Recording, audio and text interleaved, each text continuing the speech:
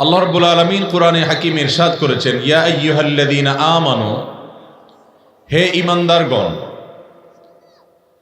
ইত্তাকুল্লাহা হাক্কা তুকাতিহ, আল্লাহ রাব্বুল আলামিনকে যেভাবে ভয় করা উচিত সেরকম ভয় তোমাদের মধ্যে তোমরা জাগ্রত করো, তাকওয়া অবলম্বন করো, যেমনটি উচিত ওই মাপের তাকওয়া।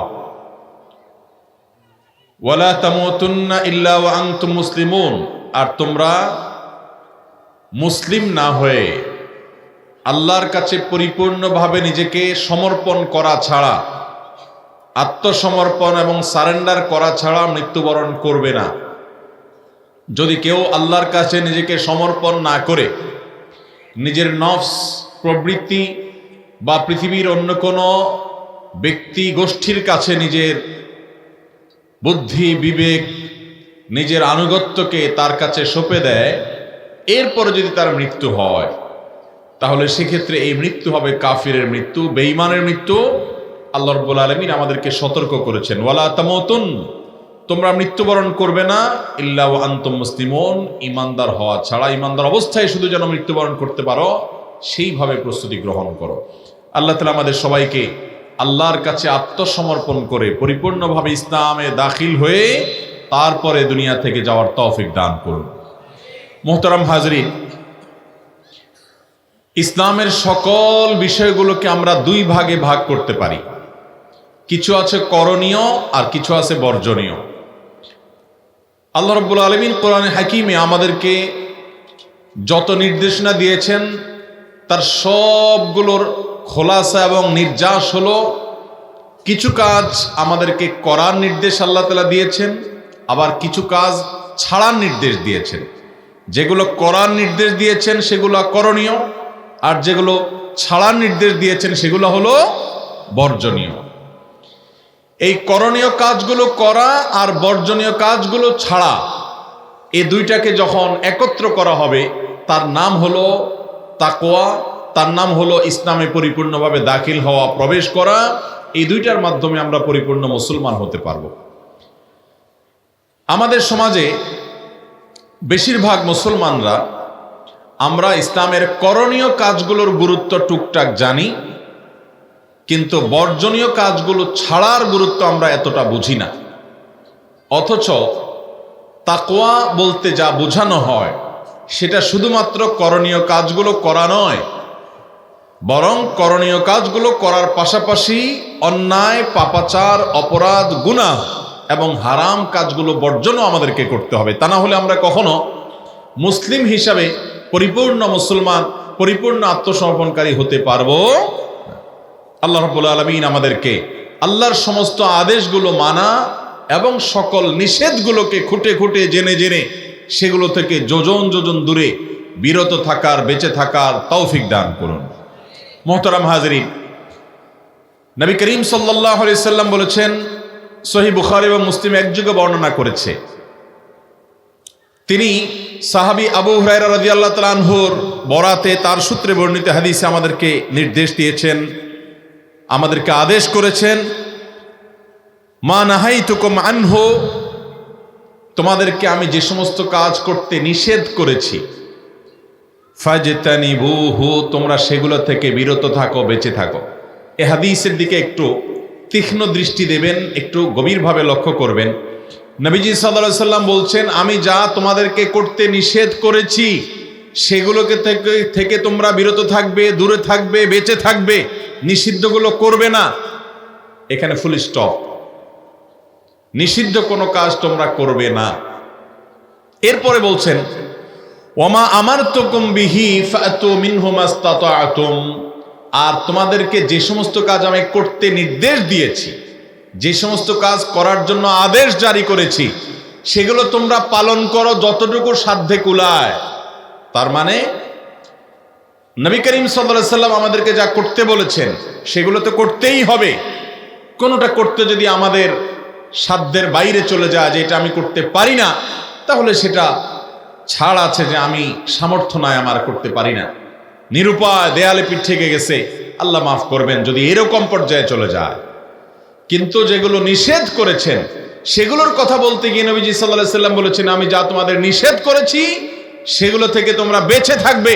এখানে মাস্তাতাতুম বলেন নাই, যদিও সকল বিষয়ে একই কথা কম বেশি প্রযোজ্য। আল্লাহ তাআলা বলেছেন, ফাত্তাকুল্লাহ মাস্তাতাতুম, তোমরা তাকে অবলম্বন করো যতটুকু সাধ্যে কুলায়। এই হাদিসের আলোকে অনেক উলামায়ে কেরাম, হাদিস বিশ্লেষক, অনেক মুহাদ্দিসিনে কেরাম, অনেক হাদিস বিশারদগণ বলেছেন যে এখান থেকে বোঝা যায় ইসলামের করণীয় কাজগুলো করার গুরুত্ব যতটুকু, কোন ক্ষেত্রে বর্জনীয় কাজগুলো, নিষিদ্ধ কাজগুলো থেকে বিরত থাকার গুরুত্ব তার চাইতে অনেক বেশি। আপনি লক্ষ্য রাখবেন, যেই কালিমা পাঠ করে, যে কালিমার স্বীকৃতি দিয়ে, যে কালিমার বিশ্বাস অন্তরে লালন এবং ধারণ করার মাধ্যমে আমরা মুসলমান হই, আমরা ইমানদার বলে নিজেদেরকে দাবি করার অধিকার লাভ করি, সেই কালিমার শুরু হয়েছে না দিয়ে। আশহাদু আল লা ইলাহা, লা মানে কি? না। আশহাদু আল্লা ইলাহা, আমি সাক্ষ্য দিচ্ছি যে কোন উপাস্য নাই, আমার উপাসনা, আমার দাসত্বের উপযুক্ত কেউ নাই, ইল্লাল্লাহ, শুধু কে আছেন? আল্লাহ আছেন। এখানে আপনি লক্ষ্য রাখবেন, আল্লাহ রাব্বুল আলামিন শুরুতে না দিয়ে শুরু করেছেন, এরপরে হাঁ দিয়ে সমাপ্ত করেছেন। তার মানে আগে আমাকে গায়রুল্লাহ, আল্লাহ ছাড়া অন্য ব্যক্তি, বস্তু, যাকে মানুষ, যেই বস্তুকে মানুষ পুজো করে, উপাস্য বানায়, সেগুলোর ব্যাপারে আমাকে আগে সতর্ক হতে হবে। আমি সেগুলোর ব্যাপারে কুফরি করতে, অর্থাৎ তাদেরকে অবিশ্বাস করতে হবে যে এই লোকগুলো, এই ব্যক্তিগুলো, এই বস্তুগুলো কখনো উপাসনার উপযুক্ত হতে পারে না। এই নার কাজটা আগে করতে হবে এবং তাদেরকে উপাসনা থেকে বিরত থাকার স্বীকৃতি, ঘোষণা আগে দিতে হবে। এরপরে স্বীকৃতি দিবেন যে একমাত্র উপাসনার উপযুক্ত কে? আল্লাহ রাব্বুল আলামিন। আর এই বিষয়টিকে বিদগ্ধ উলামায়ে কেরাম, ইসলামিক স্কলারগণ, মুহাক্কিক উলামায়ে কেরামগণ, হাদিস এবং কোরআনের বিশ্লেষক উলামায়ে কেরামগণ এই বিষয়টাকে বোঝান এইভাবে যে প্রথমে আমাদেরকে তাখলিয়া করতে হবে, এরপরে তাহলিয়া করতে হবে। তাখলিয়া মানে হলো আগে খালি করতে হবে, তাহলিয়া মানে হলো পরে সেটাকে সজ্জিত করতে হবে, ভরতে হবে। আপনার অন্তরে কোনো ব্যক্তি, কোনো গোষ্ঠী, আপনার বিবেকের যুক্তি, কোনো পূজনীয় প্রতিমা, কোনো আল্লাহর সৃষ্টি, কোনো শক্তি, পরাশক্তি, কোনো দল, কোনো মত, কোনো ইজম, কোনো গ্রুপ, এগুলোর বড়ত্ব আপনার অন্তরে বসে আছে। আপনার অন্তরকে আগে পরিচ্ছন্ন করতে হবে, খালি করতে হবে যে আমার অন্তরে পৃথিবীর কোনো মানুষের জায়গা, কোনো নেতার জায়গা, কোনো আদর্শিক নেতার জায়গা, কোনো রাজনীতির জায়গা, কোনো টাকা পয়সার লোভের জায়গা, কোনো ভালোবাসার মানুষের জায়গা, কোনো কিছু আমার অন্তরে রব এবং মাবুদের যে স্থান, সেই স্থান কখনো পাবে না। আমার একচ্ছত্র গোলামি, দাসত্ব, আনুগত্য এবং চোখ বন্ধ করে যার সকল আদেশ নিষেধ মানার উপযুক্ত আমি যাকে মনে করব, সেই জায়গায় কোনো দল, কোনো মত, কোনো গ্রুপ, কোনো গোষ্ঠী, কোনো আমার নিজের যুক্তি, নিজের বিবেক, লজিক, এগুলোকে জায়গা দেব না। আগে সবগুলোকে খালি করতে হবে, আগে না, এরপরে হাঁ করতে হবে যে আমার আনুগত্য, দাসত্ব, গোলামির একমাত্র উপযুক্ত সত্তা হলেন আল্লাহ সুবহানাহু ওয়া তাআলা। মুহতারাম হাজিরিন, এই বিষয়টা ছাড়া কোনো মানুষ ইমানদার হওয়ার সুযোগ আছে? তাহলে আপনি লক্ষ্য রাখবেন, ইসলাম আমাদেরকে আগে তাখলিয়া করতে বলেছে, এরপরে তাহলিয়া করতে বলেছে। অর্থাৎ আগে আপনার অন্তরকে গায়রুল্লাহ থেকে খালি করতে হবে, এরপরে আল্লাহ তাআলাকে স্থান দিতে হবে। অর্থাৎ আল্লাহ ছাড়া অন্য কারোর দাসত্ব, গোলামি, আনুগত্য আপনি করবেন না, সেটার ঘোষণা দিবেন, এরপর আল্লাহর আনুগত্যের ঘোষণা দিবেন। এই দুইটার সমন্বয়ের নাম হলো ঈমান। এখান থেকে বোঝা যায় যে ইসলাম আমাদেরকে যা করতে বলেছে সেটার গুরুত্ব তো আছেই, যা নিষেধ করেছে কোনো কোনো ক্ষেত্রে সেটার গুরুত্ব আরো বেশি। আপনি আমাদের সমাজে এর বিপরীত চিত্র দেখতে পাবেন। আপনি এই সমাজে দেখবেন মানুষ নামাজ পড়ে, মানুষ রোজা রাখে, মানুষ দাড়ি মুখে আছে, মাথায় টুপি, গায়ে জুব্বা আছে, মানুষ ওয়াজ নসিহত শুনে, কোরআন তেলাওয়াত শুনে, জিকির আজকার করে, তাসবিহ তেলাওয়াত করে। আবার এই একই মানুষ টেলিভিশনে হারাম জিনিস দেখে, মোবাইলে হারাম জিনিস দেখে। একই মানুষ গীবত শেকায়েত করে, একই মানুষ চোখের জেনা করে, একই মানুষ হারাম সম্পর্ক করে, একই মানুষ ঘুষের কারবার করে, একই মানুষ সুদের কারবার করে, একই মানুষ মা বাবাকে কষ্ট দেয়, একই মানুষ স্বামী স্ত্রী একে অন্যের অধিকার নষ্ট করে, একই মানুষ ভাই বোনের সাথে তাদের হক আদায় করে না, একই মানুষ প্রতিবেশীর সাথে সম্পর্ক ভালো রাখে না, একই মানুষ মানুষের অধিকার নষ্ট করছে, হাজার হাজার গুনাহে লিপ্ত হচ্ছে, অথচ তিনি নামাজও পড়ছেন, রোজাও রাখছেন, ইবাদত বন্দেগী করছেন, অনেক সময় নফল রোজা রাখতেছেন, নফল ইবাদত বন্দেগী করতেছেন। এরকম চিত্র আমাদের সমাজে অল্প না বেশি?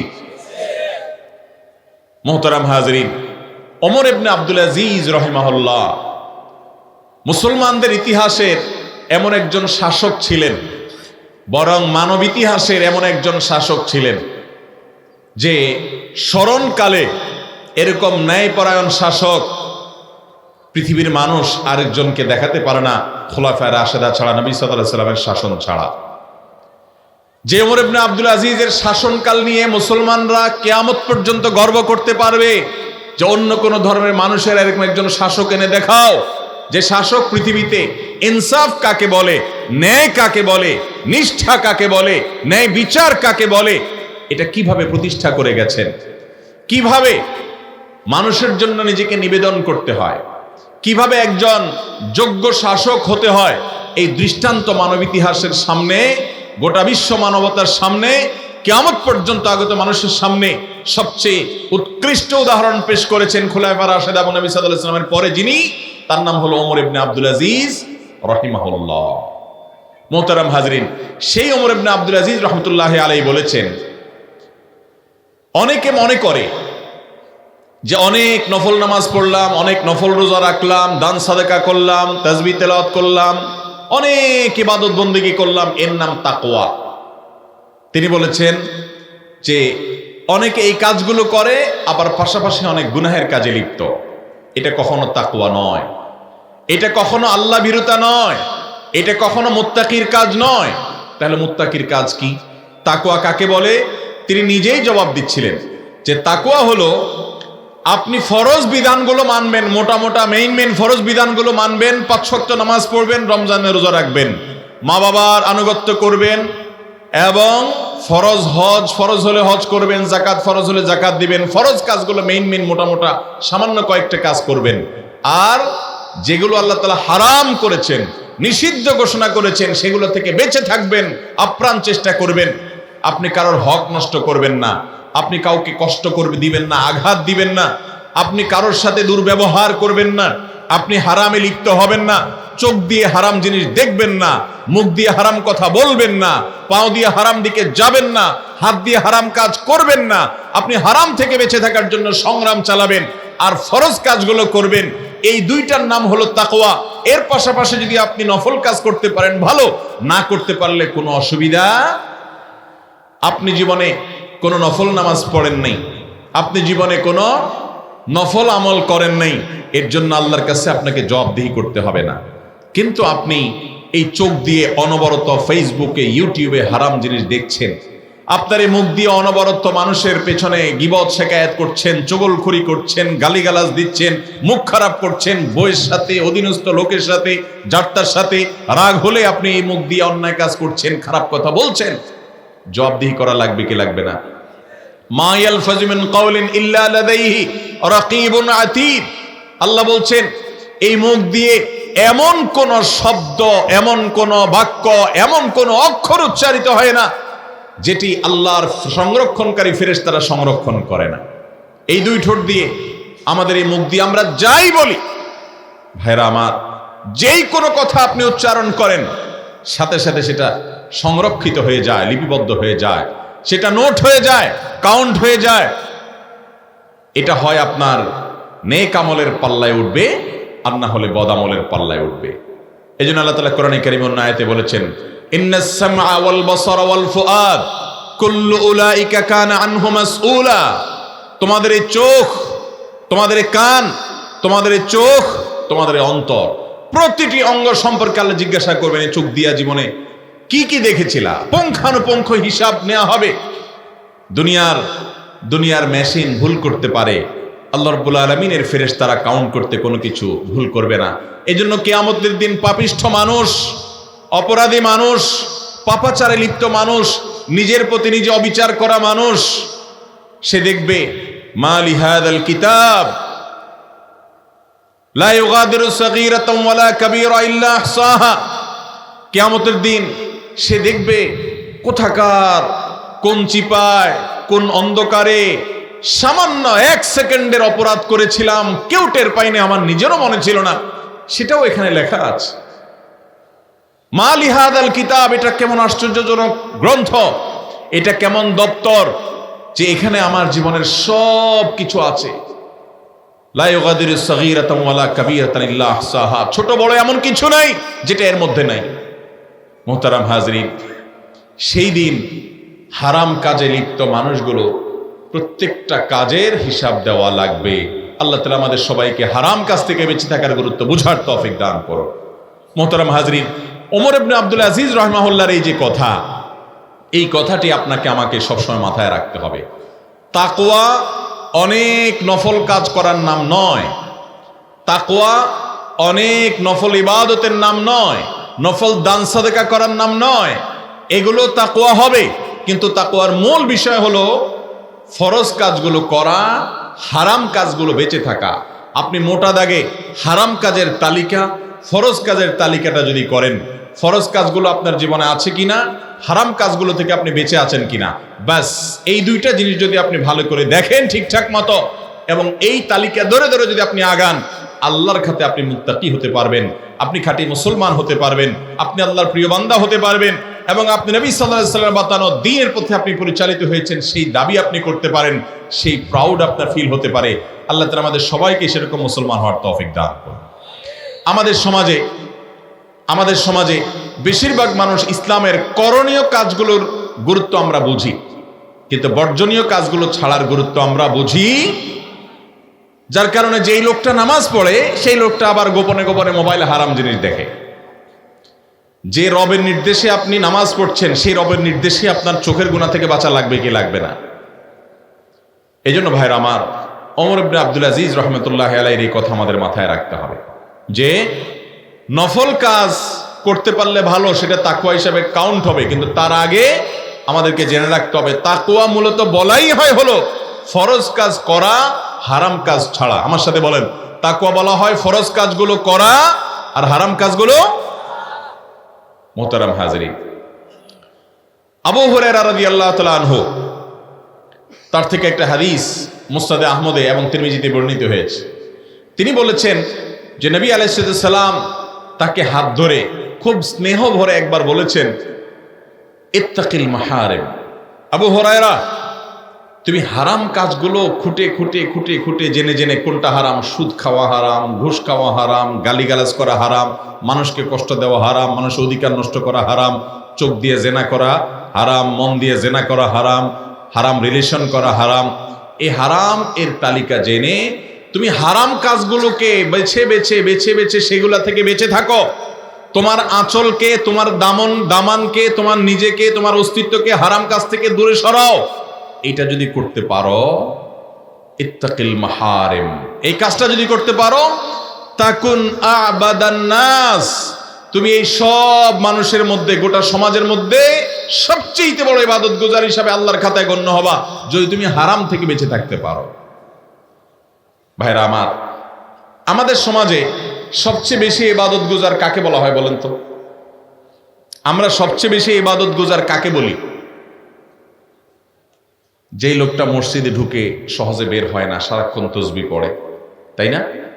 যেই লোকটা সারাক্ষণ নফল নামাজ পড়ে, যেই লোকটা সারাক্ষণ কোরআন তেলাওয়াত করে, যেই লোকটা সারাক্ষণ ইবাদত বন্দেগীতে লিপ্ত, যেই লোকটা সবসময় রোজা রাখে, নফল রোজা, ফরজ রোজা, যে লোকটা সবসময় তেলাওয়াত মাশগুল, ওয়াজ নসিহত শুনে ভালো কথা বলে, অর্থাৎ করণীয় কাজগুলো যখন মানুষ বেশি পরিমাণে করে, তখন আমরা বলি লোকটা সবচেয়ে বড় ইবাদত গুজার, ঠিক না?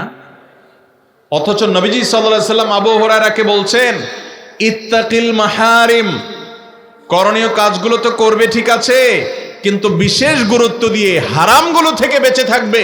এইটা যদি করতে পারো, তুমি যত বেশি হারাম থেকে বেঁচে থাকতে পারবে, তুমি আল্লাহর কাছে তাকুন আবাদান নাস, তত বেশি মানুষের মধ্যে সবচেয়ে বড় ইবাদত গুজার হতে পারবে। ভাইরা আমার, তাহলে বোঝা গেল অনেক অধিক পরিমাণে দোয়া জিকির আর আমল করার নাম সবচেয়ে বড় ইবাদত গুজারি নয়।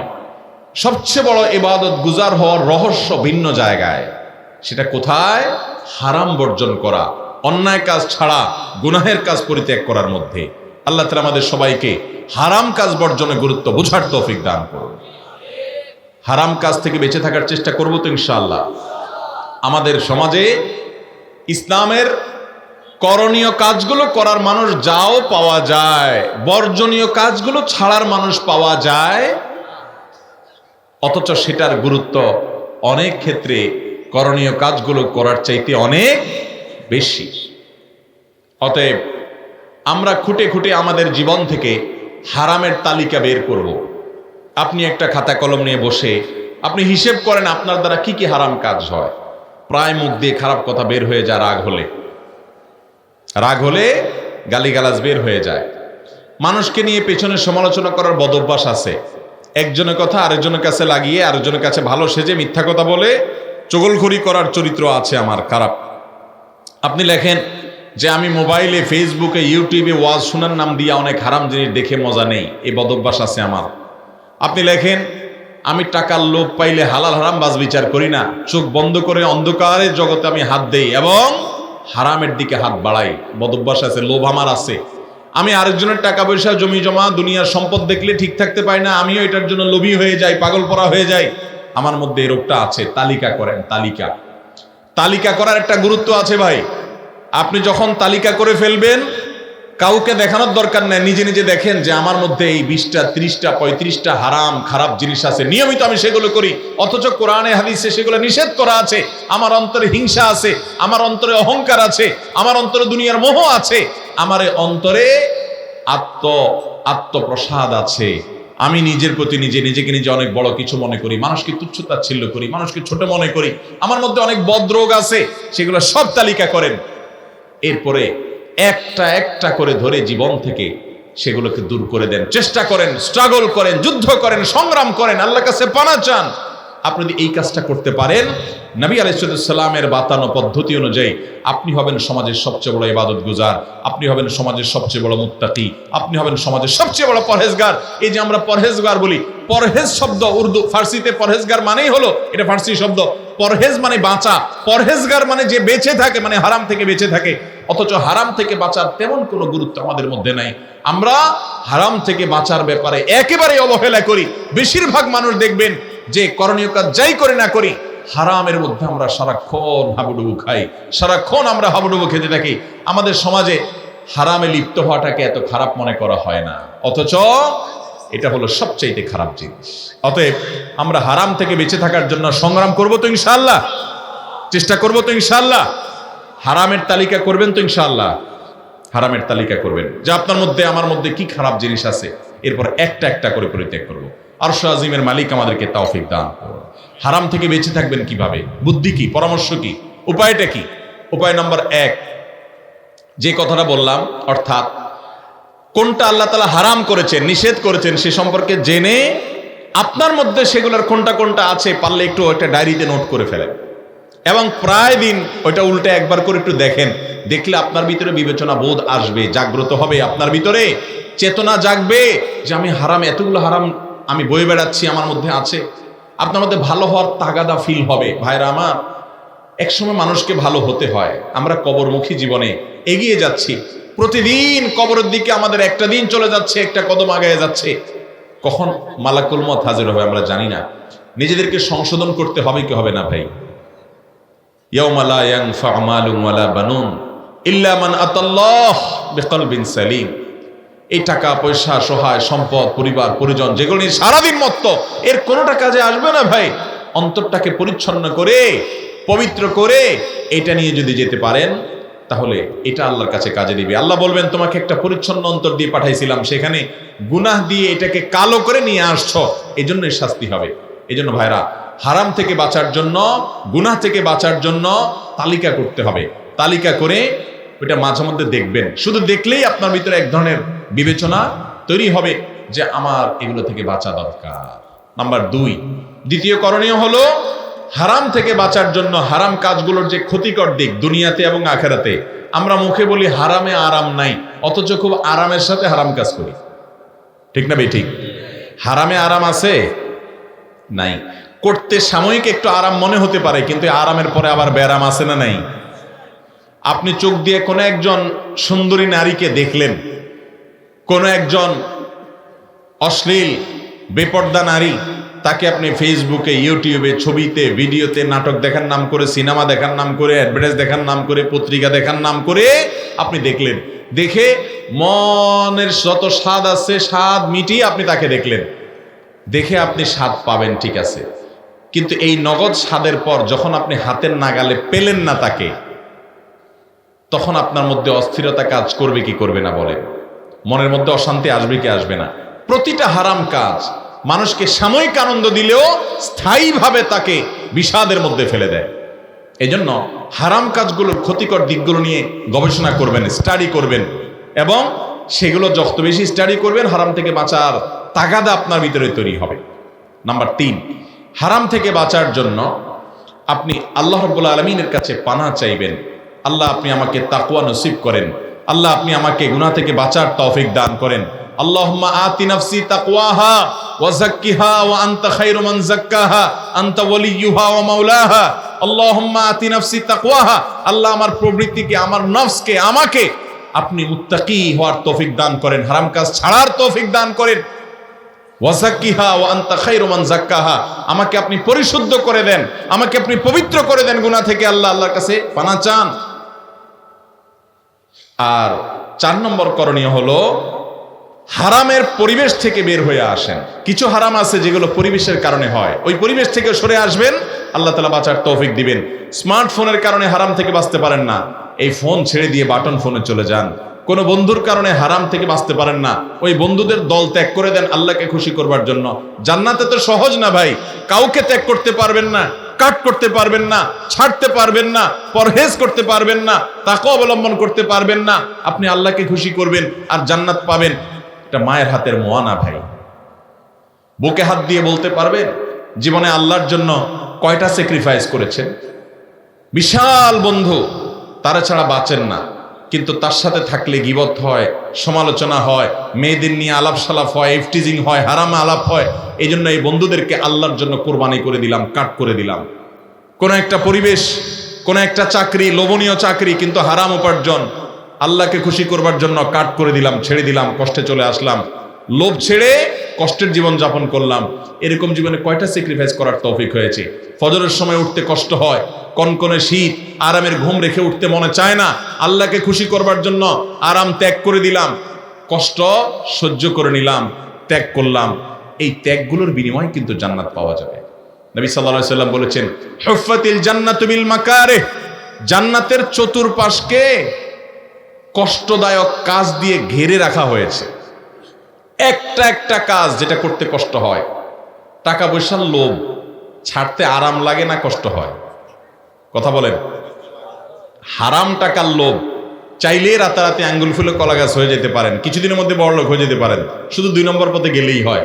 কিন্তু এটা ছেড়ে আপনি যদি হালাল পথে চলেন, তাহলে গরিব হয়ে থাকতে হবে, কষ্ট করে থাকতে হবে, কেউ পাত্তা দিবে না, পুষবে না।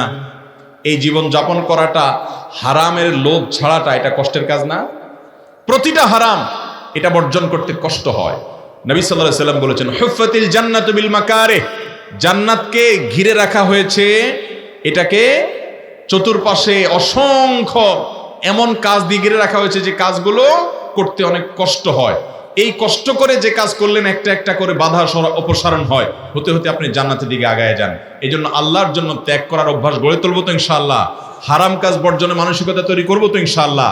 এই 4টি পদ্ধতিতে আপনি হারাম কাজ ছাড়তে পারবেন। আবারও বলছি, নাম্বার 1, হারাম কোনগুলো সেগুলো জানেন এবং সেগুলোকে নোট করে ফেলেন, তালিকা করে ফেলেন যে আমার মধ্যে এই হারাম কাজ আছে। মাঝে মধ্যে দেখবেন আপনার ভিতরে এগুলা ছাড়ার আগ্রহ তৈরি হবে। নাম্বার 2, হারাম কাজগুলোর স্পেসিফিক ক্ষতি কি, নির্দিষ্ট করে ক্ষতি কি। চোখের জেনা করলে মনটা অস্থির হয়, পেরেশান হয়, দাম্পত্য জীবনে অশান্তি হয়, দুনিয়া ধ্বংস হয়, আখিরাত ধ্বংস হয়। আখিরাতের শাস্তি কি, এগুলো জানেন। যত বেশি প্রতিটা হারাম কাজের ক্ষতিকর দিকগুলো আপনি স্টাডি করবেন কোরআন হাদিসের আলোকে, তত বেশি সেগুলো থেকে বাঁচার তাগাদা আপনার ভিতরে অনুভব হবে। নাম্বার 3, হারামের পরিবেশ থেকে সরে আসতে হবে। যেখানে গেলে চোখের জেনা হয় সেই জায়গাতেই যাওয়া যাবে না। যেই পেজে গেলে চোখের জেনা হয় পেজটাকেই একেবারে আনফলো করে দিতে হবে। যার আইডি থেকে বারবার হারাম জিনিস আসে, আপনি বাঁচতে পারেন না, ওই আইডিটাকে ব্লক লিস্টে ফেলে দিতে হবে। আর যদি আপনি ফেসবুকে গেলেই বাঁচতে পারেন না, ইউটিউবে গেলেই বাঁচতে পারেন না, তাহলে এগুলো ডিলিট করে দিতে হবে। আর যদি স্মার্টফোন আছে, ইমোতে, হোয়াটসঅ্যাপে বন্ধু অমুক তমুক কাজে বা জিনিস দেয়, তাহলে প্রয়োজনে এই জিনিসটাকে ত্যাগ করে দিতে হবে। আল্লাহর জন্য এইভাবে ত্যাগ একটা একটা করে করতে করতে আপনি তাকওয়ার পথে এগিয়ে যাবেন। তাহলে হারামের পরিবেশ ছাড়তে হবে, নাম্বার 3। নাম্বার 4, আল্লাহর কাছে দোয়া করতে হবে। আল্লাহুম্মা আতি নাফসি তাকওয়াহা ওয়া যাক্কিহা আনতা খায়রু মান যাক্কাহা। আল্লাহ আমাকে হারাম ছাড়ার তৌফিক দান করেন। মাবুদ, হারাম আমি চাইলে ছাড়তে পারবো না। শয়তান পুরা পৃথিবীটাকে এমন ভাবে সাজিয়েছে, যে শয়তান আমাদের বাবা আদমকে জান্নাত থেকে বের করে দিয়েছে, আমাদের বাবা আদমকে জান্নাত থেকে বের করে দিয়েছে, আমাদেরকে জান্নাত থেকে বের করে দিয়েছে। তার চ্যালেঞ্জই হলো যেন আমরা জান্নাতে যেতে না পারি। এই জন্য শয়তান চ্যালেঞ্জ দিয়েছে কোরআনে, যে হে আল্লাহ, আল্লাহ তাআলার কাছে বলেছেন যে আল্লাহ, আপনার সিরাত মুস্তাকিমের প্রতিটি মোড়ে মোড়ে পথে পথে আমি বসবো, লাআকুদান্না, আমি বসবো, বসে বসে আদম সন্তানদেরকে ঠেকাবো যাতে ওরা ওই দিকে যেতে না পারে জান্নাতের দিকে। তারা আমাদেরকে জাহান্নামের দিকে শয়তান টানে, আমরা তার সাথে সংগ্রাম করে জান্নাতে যাওয়ার চেষ্টা করতে হবে। আরশ আজিমের মালিক জাহান্নাম থেকে বাঁচার জন্য তাকওয়া অবলম্বন করা, হারাম কাজ বর্জন করার মতো ঈমানী শক্তি আমাদের সকলকে দান করুন। তাহলে ভাইরা আমার, সবচেয়ে বড় মুত্তাকি হওয়া, সবচেয়ে বড় ইবাদত গুজার হওয়ার রহস্য নফল আমল করার মধ্যে নয়, জিকির আজকার নফল করার মধ্যে নয়, নফল দান সদকা করার মধ্যে নয়। সবচাইতে বড় ইবাদত গুজার হওয়ার, সবচেয়ে বড় মুত্তাকি হওয়ার রহস্য হলো হারাম কাজ ছাড়ার মধ্যে, বর্জন করার মধ্যে। চেষ্টা করবো তো ইনশাআল্লাহ। আল্লাহ রাব্বুল আলামিন আমাদের সবাইকে সব ধরনের হারাম কাজ বর্জন করার তৌফিক দান করুন। জাযাকুমুল্লাহু খাইরা ওয়া আখিরু দাওয়ানা আলহামদুলিল্লাহি রাব্বিল আলামিন।